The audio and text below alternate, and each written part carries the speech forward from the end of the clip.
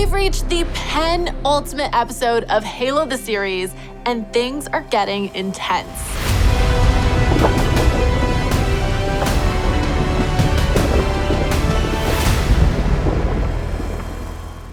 What an episode this week. Can you believe they showed the... Wait a minute. I better stop there for a second because big stuff went down in season 2, episode 7, and I can't talk about it without spoilers. So, if you haven't seen this week's episode, reconnect with an old friend and watch it together. And then you better come back here for all the Halo goodness you can handle. Can I just tell you, this job is the best. Like today, I get to talk to Jen Taylor, who plays Cortana, and Charlie Murphy, who plays Makee. But first, AI is all the rage these days, and no matter how you feel about it in the 21st century, it's a lot more complicated in the 26th. At least Cortana is. And in season 2, she's gotten a pretty big update. Here's a look at everything that went into creating Cortana 2.0. I summon you in the name of the hierarchs, voices of the gods. Next time, you can just push the little button there. Cortana? Dr. Halsey. Cortana is a huge presence in the season, even though we start the season with her having been taken out of his head. It's only been 6 months. And the season is partly about getting her back. You don't look so good. The most challenging VFX to be created in season 2 is the creature work. In addition, there is another one which is well known to the gamers and to the viewers of season 1 is the Cortana character. Sort of did a very slight redesign of her and her hair, make it a little bit more modern. We came to conclusion that this time we actually gonna shoot actress in situ and then add a treatment to her so she looks like a holographic projection. I think this is probably as much as you want. We designed special LED rig which give us that interactive light.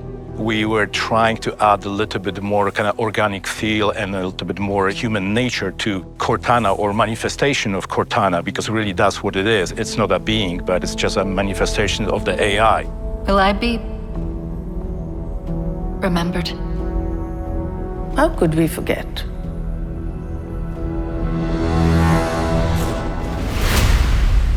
I am just so excited to be talking to Cortana herself, Jen Taylor, today. Jen, it is so good to see you. Oh, it is my pleasure to be here, Sydney. Thanks for having me back. So let's jump right into it. I mean, you've been associated with Cortana since the beginning. So how has your performance evolved from the game to the series? It's changed drastically, right? We started just in studio in a booth. We were just doing our best to create this beautiful story. And after that, things started to evolve. We started to do performance capture.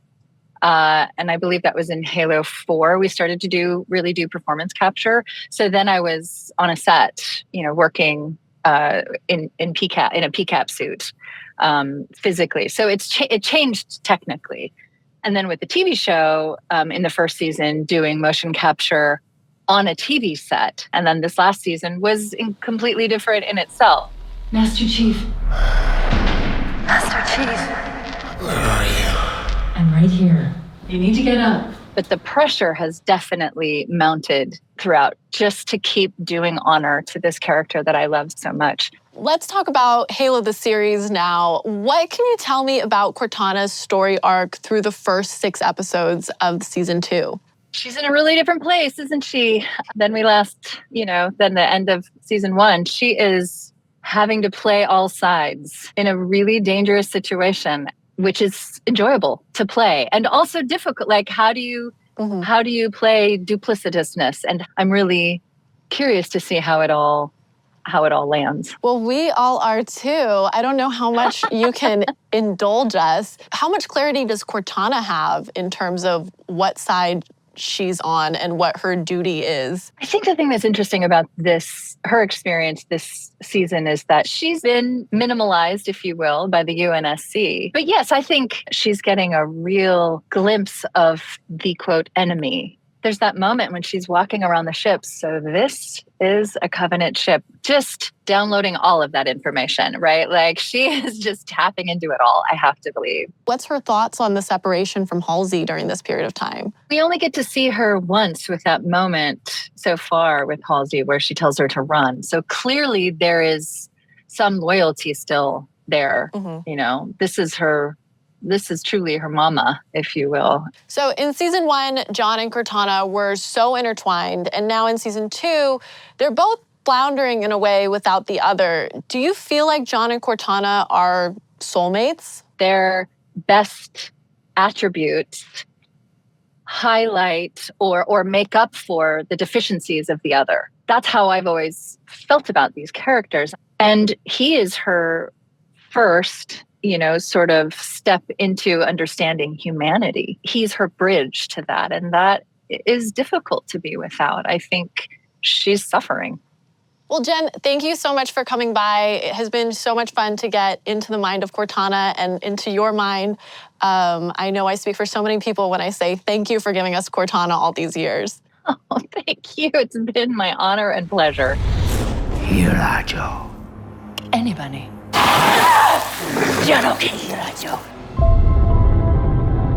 When I arrived, Makee was the character who I engaged with first. It was a very quick turnaround of a design for her. There was this idea that she would have a bit of a warrior feel. Also, there's sort of something a little bit ceremonial about her as well. But this fabric was the key, and this idea of it being something that was over her head, but also would sort of sit down. And then this bodice over the top with strong design lines is what gives it the warrior feel. It was a way of getting this idea of having something that looks like it's protective and armored, but actually it's a soft fabric that we can sew.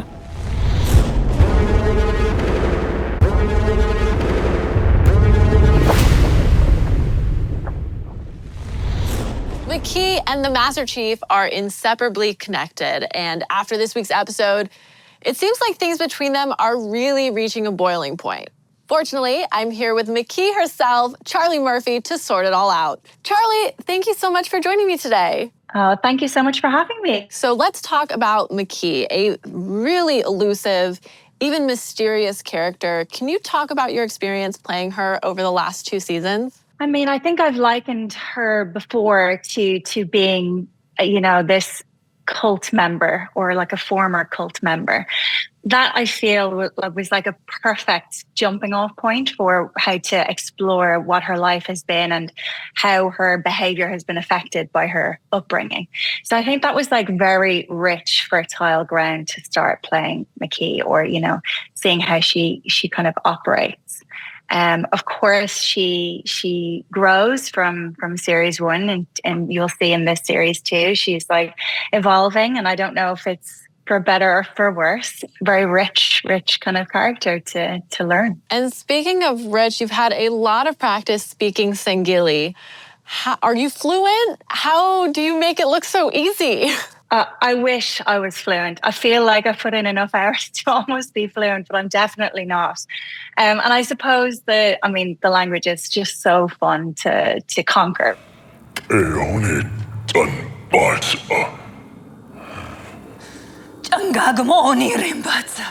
You know all about David Peterson. He's just incredible. And again, this year has just given me just such gorgeous language to play and to act. And it's so melodic to me. So talk about Makee's relationship with Master Chief. I mean, it's had a lot of ups and downs. How does Makee really feel about him? She really does see him as a kind of a twinning soul in his experience, even though very, very different, kind of terribly the same at the same time. So I feel like that's a real soft spot for her. They don't decide. The ring doesn't belong to them. It belongs to us. She is quite fixated on trying to bring him around to her way of thinking. So there's definitely, he is a source of frustration also, but also this source of hope, this very, you know, real touchstone of hope, where she could live a sort of a normal life after everything she's been through. Well, on the flip side of things, let's talk about behind the scenes a little bit. A lot of your scenes included mocap actors. So tell me about working with them, and I don't know, what are the challenges of acting opposite a creature that you can't actually see? It is such a fun and funny experience. Dealing with people on stilts, which sound like crutches, so we have to ADR some stuff, definitely. And they always have this, they're always taller than they are, so they have that extra bit with a tennis ball hanging off it. So many times I'm like giving this impassioned speech to someone's face, and they're like, no, look up. Like, oh yeah, I need to look up higher. I gotta say, Makee's wardrobe this season, very chic. What were some of your favorite costumes to wear this season so far? Oh, yeah, it's been a fun year for her gear, for sure. I really love some of the more kind of molded armor that she wears. That was quite fun. I mean, you can't really bend down in it that much, so it is restrictive, but it's definitely helps get into character. We have one episode left this season. Can you describe the season finale in 3 words? Pretty bloody epic. Well, Charlie, thanks for taking the time to come by. This was such a fun chat. It was good to see you. You too. You two have a great day. In this week's episode, Halsey, Miranda, and Quan pay a visit to some ancient Forerunner ruins. Since the Forerunners are a major part of Halo lore, we've declassified their inclusion in Season 2's story and how the creative team brought them to life. Check it out. An invitation to unlock the full potential of our species. We find in our story that Onyx isn't quite what it seems. It's actually, in lore, a Forerunner-built planet. We get our first taste in this season of Forerunner structures themselves. I know that we've seen the artifact, certain Forerunner relics in the first season. We saw a little bit of the hard light structure that all of the fans of the game will recognize. We're starting to dive deeper into that in this season with a more expansive view of some of the Forerunner elements. These are architectural relics and ruins within the base of this planet. The cipher isn't just mathematical. It's also linguistic. And then we step out and onto this bridge made of hard light, which is also something that's been seen in the game plenty of times. It's something that we get to realize this time as part of our drama. The main challenge is that, our characters enter Forerunner ruins, which activates a hard light bridge. Are you coming or not? What was very important to us to figure out how we're gonna actually create the interactive light on the actors when they step on it. We came up with this plexiglass bridge structure, which is lit with sky panels from underneath, and that's what creates this beautiful, very soft, very diffuse light on the actors. In post, we'll be absolutely erasing that rig and replacing this with a CG hard light bridge. And within that, we open the door. But at the end of the scene, the bridge starts deactivating, forcing our characters to run back. Get out! Go! That's quite challenging, to synchronize the performance of the actors with the animation of those lights. We take very seriously. We want to make sure that those things are working for fans of the game. 3, 2, 1! Is Halo not the best? Seriously, thank you for hanging out with me here on Declassified, and a very big thank you to Jen Taylor and Charlie Murphy for a couple of incredible chats.